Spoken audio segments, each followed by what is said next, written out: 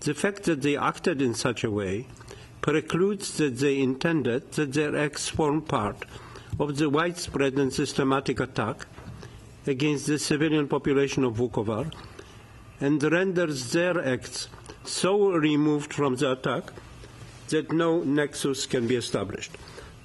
The Appeals Chamber finds that in the absence of the required nexus under Article 5 of the statute, the crimes committed cannot be qualified as crimes against humanity. Thus, the Appeals Chamber dismisses the prosecution's first ground of appeal in all other respects and upholds the acquittals of Mr. Šljivančanin and Mr. Mrkšić under Article 5 of the statute. Under his first, second, third, fourth, sixth, and 10th grounds of appeal, Mr. Mrkšić contends that the trial chamber erred by misapplying the standard of proof beyond reasonable doubt. However, the Appeals Chamber finds that he fails to show that the trial chamber erred in its application of the standard of proof beyond reasonable doubt. Under his first ground of appeal, Mr. Mrkšić argues that the trial chamber wrongly evaluated the role and responsibility of the 80th Motorized Brigade, its command structure, and relevant evidence. The Appeals Chamber observes that a significant number of Mr. Mrkšić's submissions under this ground of appeal simply repeat arguments previously advanced before the trial chamber and rejected, without providing a clear explanation as to how his arguments support the allegations raised under his first ground of appeal. Mr. Mrkšić fails to discharge the burden incumbent upon him, and the Appeals Chamber therefore dismisses his first ground of appeal in its entirety.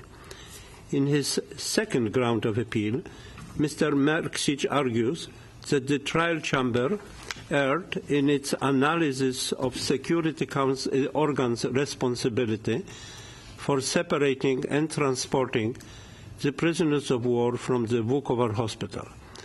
The Appeals Chamber observes that a significant number of his submissions on appeal mirror repeat arguments from his final trial brief, which were rejected by the trial chamber, and some of his arguments ignore relevant trial chamber's findings.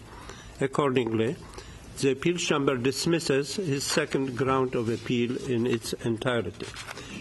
Under his third ground of appeal, Mr. Mrkšić submits that the trial chamber erred regarding the role and responsibility of officers at the JNA barracks.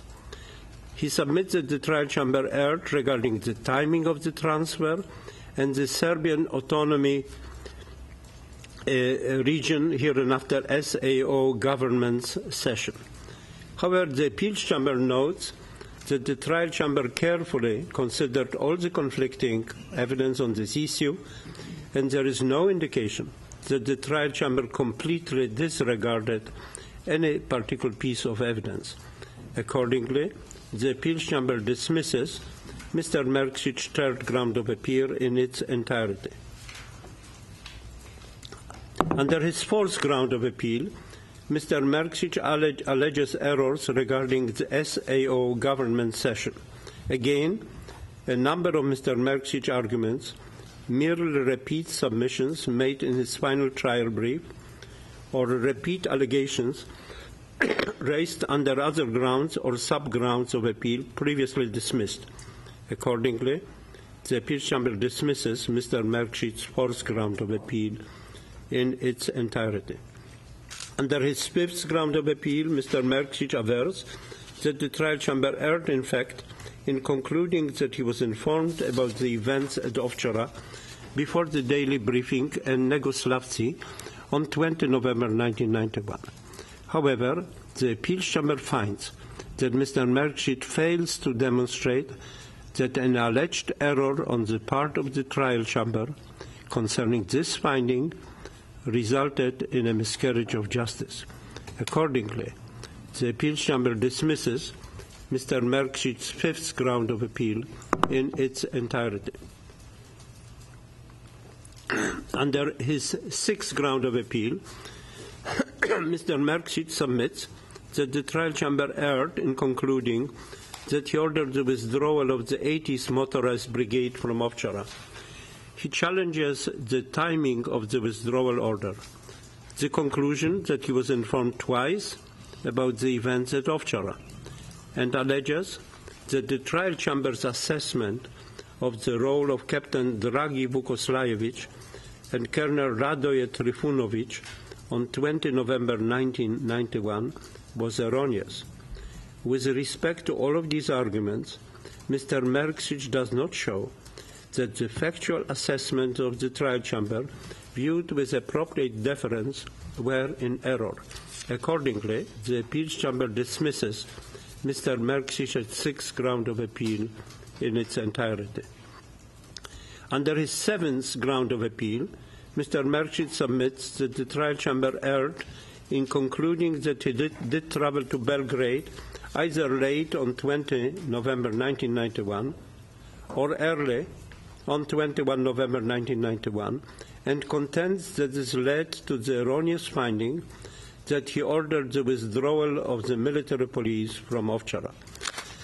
The appeals chamber finds that Mr. Mrkšić's arguments fail to show that the trial chamber committed an error of fact which occasioned a miscarriage of justice, and dismisses his seventh ground of appeal in its entirety. Under his eighth ground of appeal, Mr. Mrkšić avers that the trial chamber erred in concluding that the command of OG South, under his authority, had responsibility for the area of Vukovar between 8 October and 24 November 1991.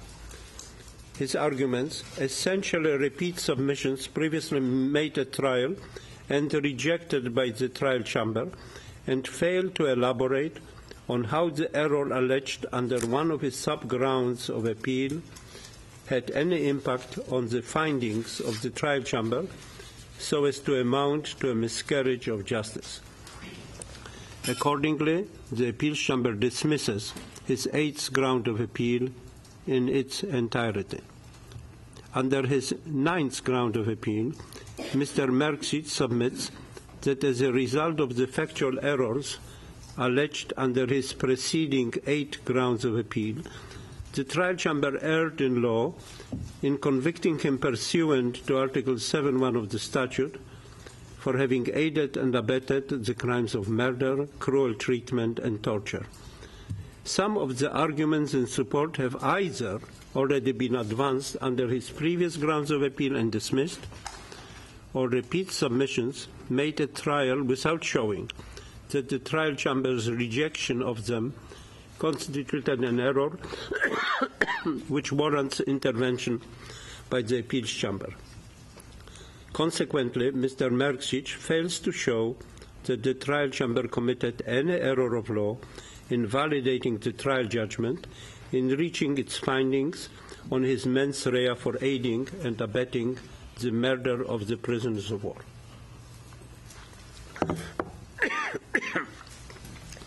Under his ninth ground of appeal, Mr. Mrkšić also submits that as a result of the factual errors alleged under his preceding 8 grounds of appeal, the trial chamber erred in law in finding, under Article 7.3 of the Statute on Command Responsibility, that he committed murder, cruel treatment, and torture.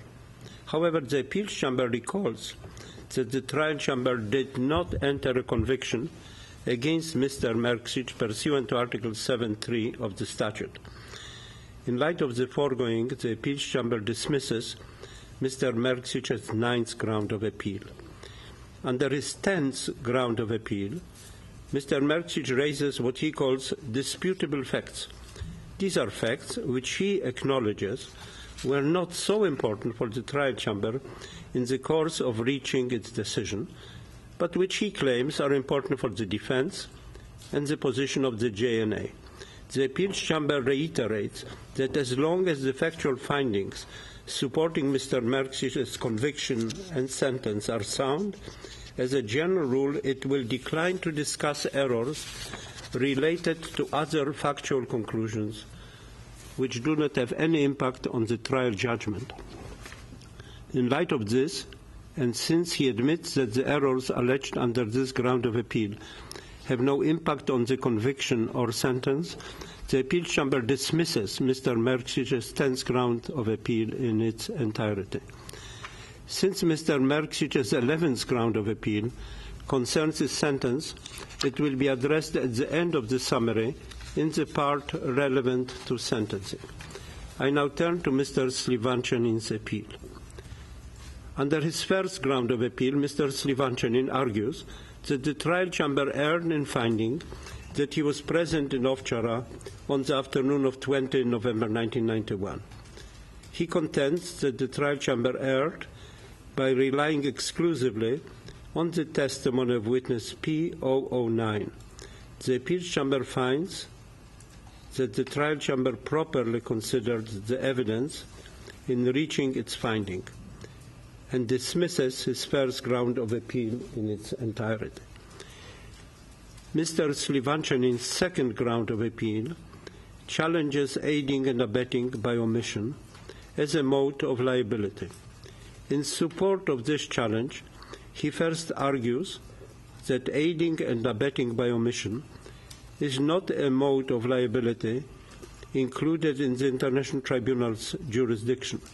However, the appeal chamber finds that the trial chamber properly considered aiding and abetting by omission as a recognized mode of liability under the International Tribunal's jurisdiction.